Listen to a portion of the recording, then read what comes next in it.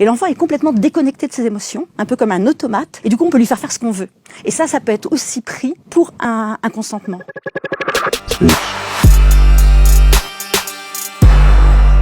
L'âge légal minimum du consentement sexuel d'un mineur avec un adulte, c'est l'âge auquel il est supposé pouvoir donner un consentement libre et éclairé à un acte sexuel avec un adulte. Actuellement, dans le cadre d'une situation où il y a une plainte, on peut chercher le consentement d'un enfant, même s'il a 6, 7, 8, 9, 10 ans, 11 ans, 12 ans. C'est ça qui pose problème. Et c'est pour ça qu'on s'est retrouvé dans une situation avec avec deux petites filles de 11 ans qui ont été considérées comme consentantes à des actes sexuels avec des adultes, l'une avec un adulte de 28 ans, l'autre avec un adulte de 22 ans. Souvent, dans cette recherche du consentement, on va interpréter des réactions chez l'enfant qui vont être des réactions traumatiques comme un consentement. Un enfant est hyper fragile et vulnérable face à des violences, face à une intentionnalité de l'instrumentaliser, de le dominer, de vouloir lui commettre des violences sur lui. Il va se sidérer, c'est-à-dire qu'il va se paralyser. Et on peut prendre ça pour un consentement parce qu'il va pas pouvoir dire non, il va pas pouvoir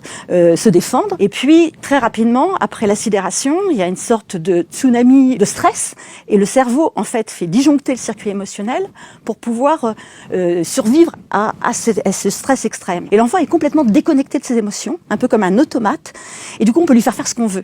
Et ça peut être aussi pris pour un consentement. Donc on est vraiment dans une injustice totale. 83% des enfants victimes de violences sexuelles ne sont jamais ni protégés ni reconnus. 9% de plaintes, 1% de condamnation. Donc dans l'ensemble, les enfants ne sont pas protégés.